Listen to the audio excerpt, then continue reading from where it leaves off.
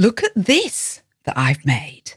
That is the sleeve from a jumper. So here's a question for you. When was the last time that you spent an entire evening doing something with your hands? Not on your laptop, not on your mobile phone, but actually making something real or doing something real. If you're like many people, it might be a while ago. Or like many other people, you may have found your new hobby, an activity that you're really excited about doing. Have you found your passion, your hobby, the activity that gives you joy? Lots of people are starting to get really fed up of their phones and life in a digital world. And they're starting to do other things instead, like knitting. That's what this is called in English. And if you're an English language learner, the great thing is this topic is rich with vocabulary, words you'll meet again and again. In this podcast, you'll learn words like analog, digital, tactile, needlecraft, progression, and nostalgia. These are important words for work-life balance, good mental health, and a bit of a cultural trend. So we like to follow trends at Adept English. We like to notice what's happening, and apparently this is a trend across the UK and other countries. People are getting what we might call digital fatigue. People are putting down their phones and laptops because they're fed up of being online, and they're picking up activities which are analog instead. We've covered these words before. Digital means on your phone or laptop. Anything stored as zeros or ones is digital. And analog means in real life, real physical things. If you fancy understanding more English vocabulary around this topic, you are in the right place. So, according to Ofcom, that's an organisation in the UK that monitors and watches these things, the average British adult spends 5 hours a day on their phone. 5 hours? Don't worry, I'm there too. But there's growing evidence of something called digital fatigue. We're all getting tired of being on our phones, being online, and people are now looking for leisure activities, nice things to do that let them disconnect and be present, Present.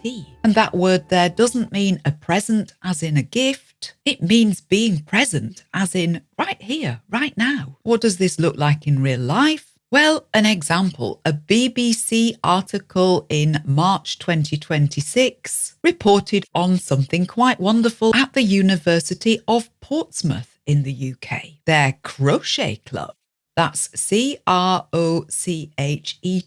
That's a craft, a bit like knitting, where you use a metal hook and yarn or wool to make things. Well, the Crochet Club at the University of Portsmouth has welcomed many more people. One student called Sonia is quoted in the BBC article. She gave up social media for Lent. That's the period in the Christian calendar just before Easter, when it's traditional to give up things like meat or chocolate. And to give up social media, like Sonia did, that means to come off TikTok, Instagram, Facebook, and the rest. So Sonia joined the University of Portsmouth Crochet Club. She said, I can't imagine anything worse than going back to doom scrolling right now. Doom scrolling, we've mentioned before, endlessly scrolling through the negative news. It's not good for you. And Sonia would rather be crocheting. Another one, the Portsmouth University Fishing Society. It's grown by 400 members since November 2025. Fishing? That means sitting by a lake or a river waiting to catch fish. Doesn't matter whether you take them home to eat or you throw them back into the water. That is fishing. And it's funny.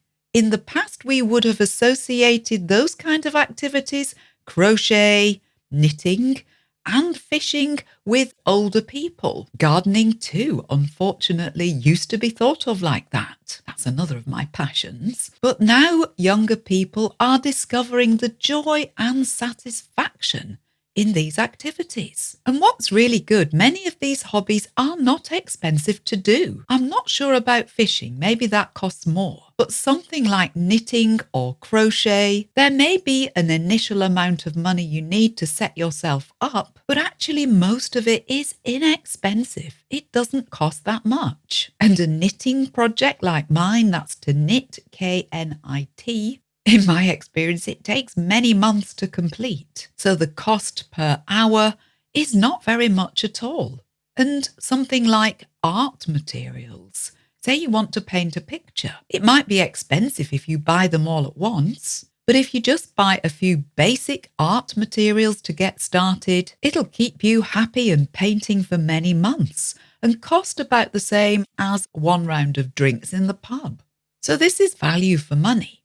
Another thing, if you're not on social media, especially TikTok or Instagram, you'll be spending less money anyway because you won't be encouraged all the time to buy things. And more evidence of this trend, it's not just students. Rest Less, which is a website for the over 50s, over 50-year-olds in the UK, they published their guide to the 7 most popular hobbies in 2026. And every single one was analog, playing the piano, reading, needlecraft.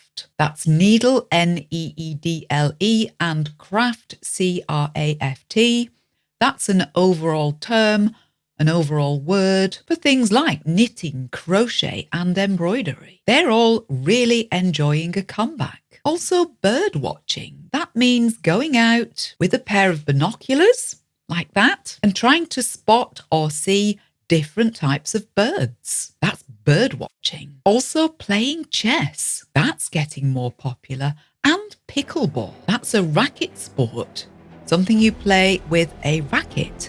That's booming in British leisure centres apparently. And if you're wondering what embroidery is, that needlecraft I mentioned, think of the Bayeux tapestry. You may not produce anything as grand as that, but it can still be very pleasurable for many people. I find there's a lot of joy in craft and artwork. I get all excited when I start a new project. And chess, that's CHESS, chess.com recently reached 250 million members worldwide. Now, admittedly, a lot of people play online, but playing in person with real chess pieces and a board, that's becoming more popular too. There's something lovely about a game that's been around for thousands of years, still drawing people in, still being of interest to people. Chess offers the opportunity for genuine skill progression. If you play, you get better. That's progression. Progression. And progression means the gradual development of a skill over time. It's the same with piano. You start off with simple tunes, but if you practice, you get progression, you get more skilled at it. And of course, don't forget, progression happens in your English language learning too. That's probably already one of your hobbies. And if you'd like to build your English more with natural, interesting listening, don't forget, check out our courses at adeptenglish.com. Our Activate Your Listening course is especially good for intermediate learners wanting to reach the next level. And don't forget subscription. You can either subscribe for free on Spotify and other places, Apple Podcasts, for example. But if you sign up for our subscription service, it doesn't cost very much and you get even more brilliant material. 8 extra episodes a month. That will get your English language motoring, won't it? Another of those hobbies that I mentioned, bird watching. Now you might think of someone in a woolly hat standing very still by a lake with a pair of binoculars. That's BINOCULARS, binoculars. Things you use to see far away. And that image in your head is not wrong, but it can be rather wonderful. In the UK, the RSPB Big Garden Birdwatch, that's our largest nature charity's annual survey. They had over 500,000 people, counting 9.1 million birds. And birdwatching groups are growing, especially in the over 50s, who probably have more time. Like knitting, like chess, Bird watching, it forces you to slow down. It's not something you can do quickly. To see the robin or the blue-tit on your garden fence, well, you have to wait for it to happen. And it's very, very different from our working lives where we have to be quick, active, on the ball at all times, and digitally connected, of course. And that's the point.